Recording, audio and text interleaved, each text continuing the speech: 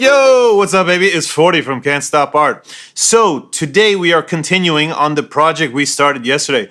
I didn't know that I would turn this into a two-parter, but you know, the reality is I think we just don't want to waste stuff. So I have this baby canvas right here. It's a 5x7 canvas board, and this is what we got yesterday, right? So I don't know if you can see, it's a little glossy in certain places. That's the silicone lube sitting on top, right? The stuff that's used for treadmills. I'm going to take a paper towel, I'm going to fold it in 4, and I'm going to spray some glass cleaner on it.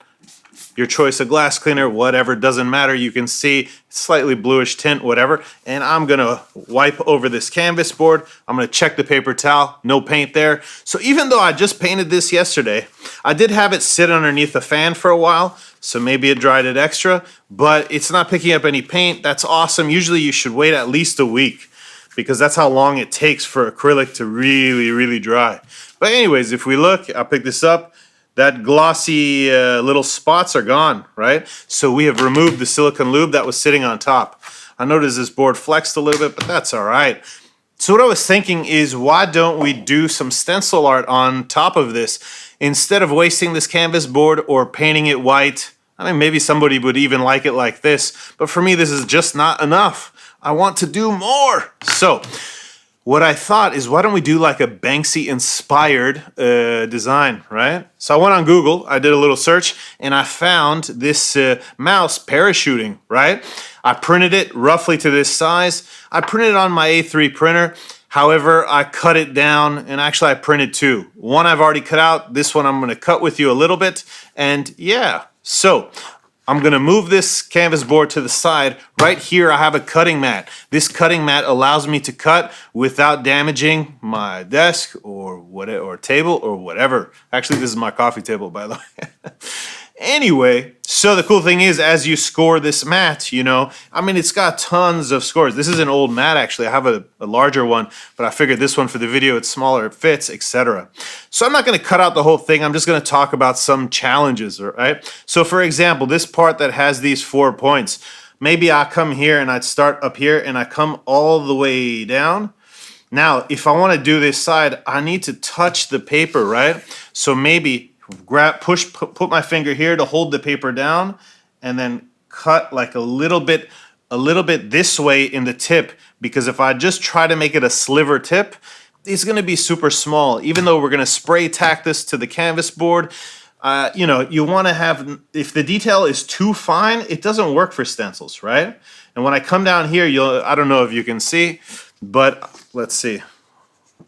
But I cut a little bit more than just that black, and that's okay, right? So when I come down here, I could then nick this with the blade, take it off, and now decide. Be careful not to pull and rip the paper, right? Which I kind of did right there. But as we come back around here, we're gonna come up, we're up here, I'll come down here, putting my finger down to hold the paper in its place. I'm gonna make it even a little bit thicker than it was.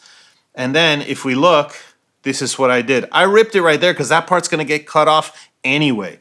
This is very important. So some of the things to think about when you are using a stencil, if it's not already a silhouette, in fact, that's what you can do, is search silhouette inside of Google. You'll come up with tons of options that you can print and cut out. But the idea is, if there has to be space. So all of this white is going to stay. The black is what's going to be removed, and the black is what's going to be painted with the spray paint, right?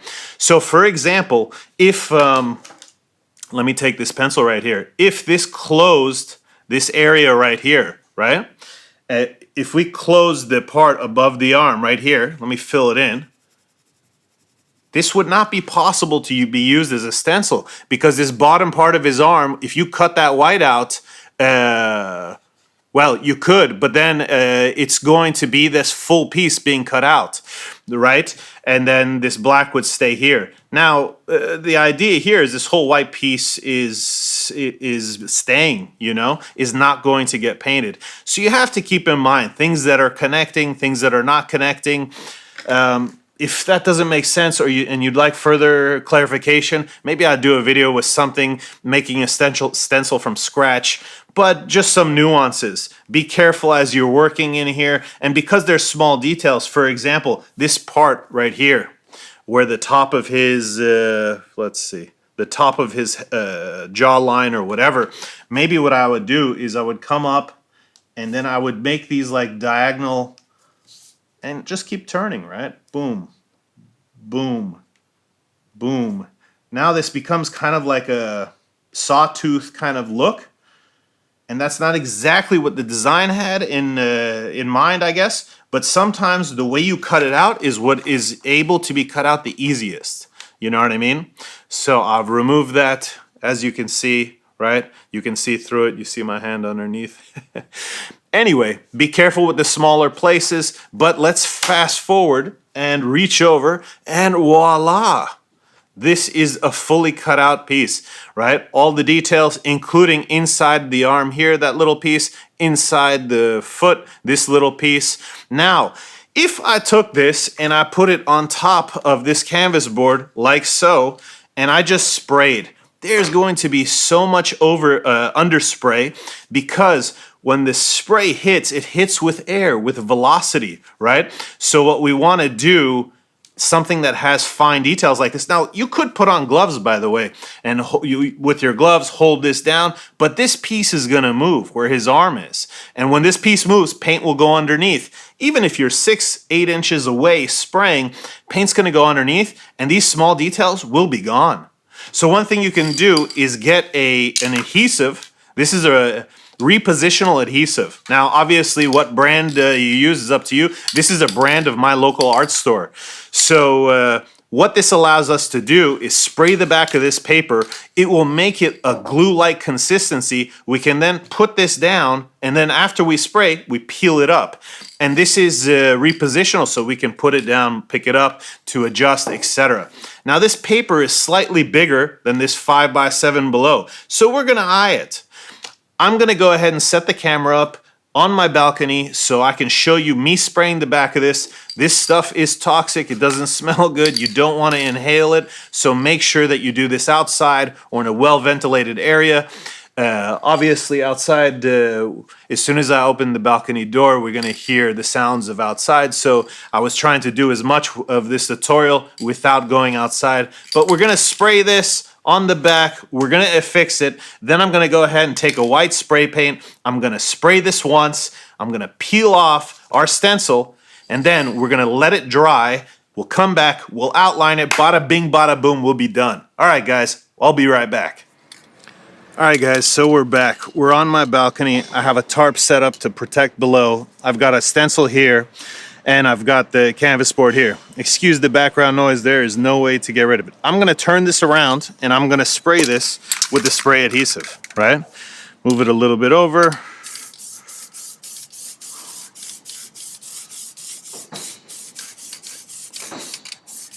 The smell is not pleasant. So once we're gonna let this dry a little bit. I'm just blowing on it right now. I don't know, you probably can't see that. You just hear me making the noise, right? Anyway, we are going to then reposition. Now there's probably some spray adhesive right there, so we're gonna try to be careful. We're gonna figure out where this best fits, maybe somewhere like here. And now we're gonna pat this down.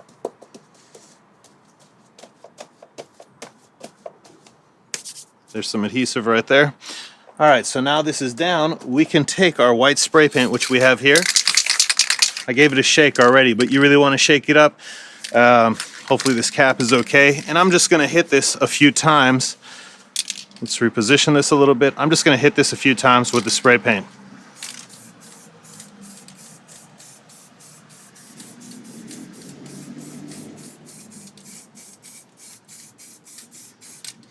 There we go.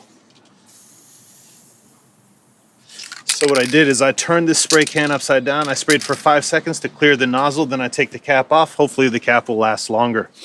I'm gonna go ahead and take this inside, reset up the camera. As soon as this is dry, we'll be right back. And we're back. So we're inside. got the camera set back up. I've got the canvas board in front of me, stencil on top. We should be able to peel this off relatively easy. And look at how clean this stencil is. Now, mind you, the back of this is still very tacky, right? So when we put it down, we got to be careful. I didn't let it dry that long. And obviously my positioning could have been a little better because it looks like there's extra space on the top compared to the bottom. More or less it's fine, right?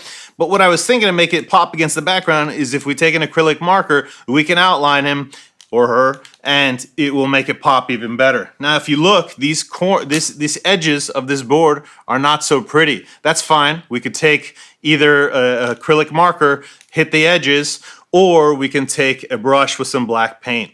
So let's go ahead and outline him or her first. And it's okay to use acrylic marker on top of spray paint as long as it's dried. We still probably would want to varnish this puppy, but you're going to want to wait at least 24, 48 hours to varnish a piece that has spray paint in it. In fact, probably, ideally, we should have waited 24, 48 hours after hitting it with the spray to make sure this spray paint is fully dry, because it is not. The spray paint is a little tacky, not a lot. It's dry to the touch. We're not going to get a paint on our hands.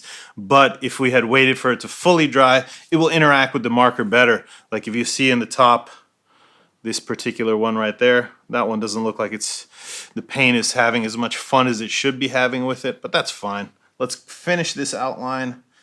And what I'll do is I probably won't talk here, and I'll just speed this up in editing. Now, I don't know if you can see right here, but I screwed up a little bit with the marker. That's okay. Don't be afraid of your screw-ups. Embrace them. Let's finish this outline.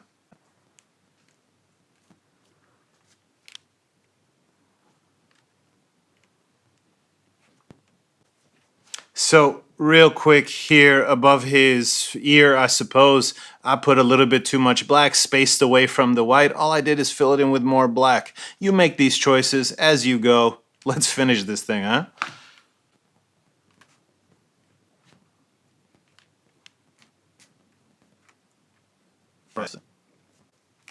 All right, and we've outlined this guy. So we can do several things. Obviously, to sign him, we're gonna need to probably sign here, or we could sign inside of him, right? Maybe, but maybe that's too much, you know? So it's really up to you. Maybe we even sign on this side. There's a little more space here, but we have to decide about this border. I'm gonna go ahead and press pause real quick on the video. I'll be right back. I'm gonna grab a palette. I'm gonna grab some black paint and a brush. And wait a second, I actually have it, so I don't have to press pause. And grab the palette. Let's grab, well, this is not exactly the brush I normally use, but this is the angle tip brush. It's a little frayed, that's why I probably shouldn't use it, but we will make do. What color should we make the border? Should it be black? Let's see. I do have oxide black right here. I'll go ahead, I think this puppy is almost empty. Let's put, there we go, a little more. That hopefully is enough.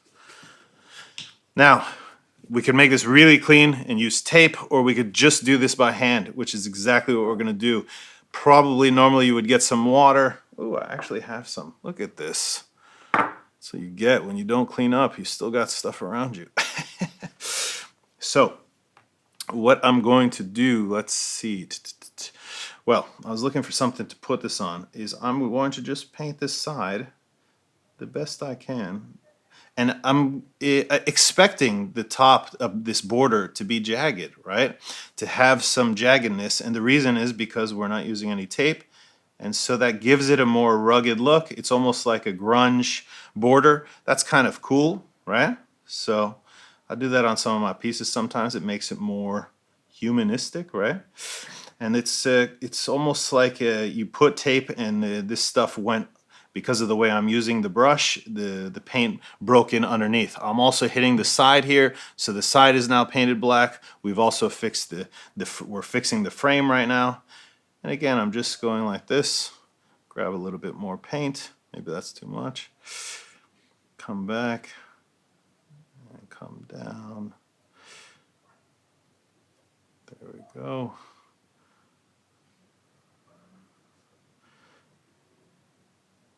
There we go. And this side is getting painted in the process without me really trying to. So again, we're going to hit this side. Grab some more paint. I'm trying to get more paint on the top where I'm creating this jagged frame, if you will, or this grunge frame. I'm purposefully trying to move the brush. I can even come in here and come in deeper, you know, and go fast, and it gives this like maybe not overspray, but like this more, I don't know, grunge look, right? And that's exactly what we're going for this border. I'll hit this a couple times on the side that didn't get hit. I'll turn this while putting my hand inside here, not to get paint on it, but I might. I'm gonna hit this part right here.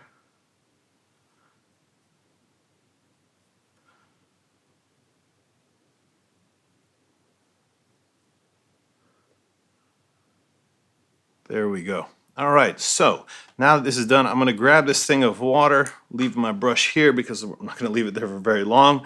I'm going to prop this puppy up so you can see what it looks like, but also so I can sign it, right? So let's use a white. This particular white marker doesn't flow very well, so I always end up squeezing it on something to get the flow happening.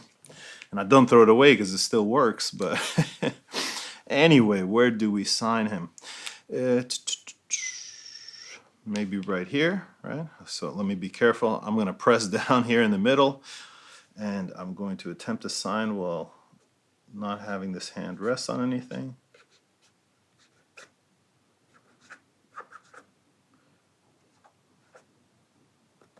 So, not my best signature, but hey, this was me being impatient. Try not to be, let your stuff dry, etc. Guys, I hope you like this tutorial. Really simple, right? I showed you how that you would take a silhouette or to create a stencil out of. You can find silhouettes on Google just by typing in silhouette and main subject matter. So if you want to find a elephant silhouette, type in elephant silhouette. You'll find tons of options. You may have to modify it after you print it to say, hey, don't cut here because it's going to remove the whole piece. For example, if you were going to cut out the letter O and in the center you want to cut out that center part, as soon as you cut out the full O, it takes out the center also. So you're going to have to make some type of spacing to keep that centerpiece attached, right? So if you guys like another video on that, let me know in the comments. Otherwise, I hope you like this tutorial. Please share it with your friends. Until next time, I'm out.